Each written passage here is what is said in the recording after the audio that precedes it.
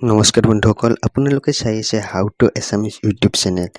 আজি এই ভিডিঅ'টোত আমি আলোচনা কৰিম কেনেদৰে আপোনাৰ ফটো, সিগনেচাৰ, ডকুমেন্টছ আদি PDF ফাইললৈ ট্ৰান্সফাৰ কেনেদৰে কৰিব, সকলোখিনি তথ্য এই ভিডিঅ'টোত জনোৱা হ'ব। এই ভিডিঅ'টো শেষলৈ চাই থাকিব। প্ৰথমতে আপুনি যিটো ফটো বা সিগনেচাৰ PDF-লৈ ট্ৰান্সফাৰ কৰিব সেইটো আপুনি ওপেন কৰি ল'ব। উদাহৰণ হিচাপে মই মোৰ নিজৰ চেনেল লগোটো ললো।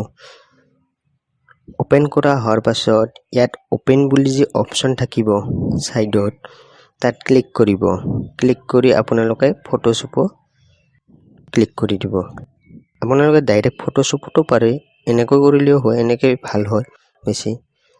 ফটোশ্বপত ক্লিক কৰাৰ পাছত আপোনাৰ এনেকৈ আহিব। আপুনি নিজৰ ফটোটো বা সিগনেচাৰটো, ডকুমেন্টটো আপুনি ক্ৰপ কৰি এডিট কৰিব পাৰে, কৰি ল'ব। কৰি লৈ সকলোবোৰ হোৱাৰ পিছত আপোনালোকে ইয়াত থকা ফাইল অপচনলৈ যাব। সাইডত যি আছে ফাইল অপচনত গৈ তাত সেভ এজ বুলি লিখা আছে, তাত ক্লিক কৰিব।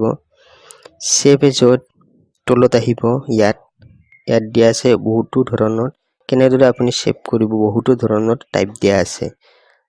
আমি যেহেতুকে PDF-ত কৰিম, আপোনালোকক PDF-ত দেখাই ললো। PDF বুলি ইয়াত দিয়া আছে, আপোনালোকে সেইটোত ক্লিক কৰিব আৰু সেভ কৰিব।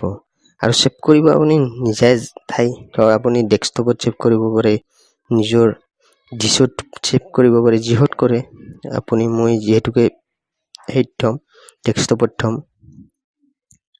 ডেস্কটপত গৈ আপুনি সেভ মাৰি দিলে তাৰপিছত আপোনাৰ PDF-টো সেভ হৈ যাব। এতিয়া আপোনালোকে যিবোৰ ফাইল ওপেন কৰিছিলে সেইবোৰ কাট কৰিব। কাটি দি আপোনালোকে এতিয়া দেখিবলৈ পাইছে যে মোৰ ডেস্কটপত মোৰ লোগোটো PDF আকাৰে আহি গৈছে। বন্ধুসকল, ভিডিঅ'টো চাই ভাল পালে লাইক কৰিব, শ্বেয়াৰ কৰিব, সাবস্ক্ৰাইব কৰিব। ভিডিঅ'টো কেনে লাগিল কমেন্ট কৰি জনাব। ভিডিঅ'টো চোৱাৰ বাবে আপোনালোকক বহুত ধন্যবাদ।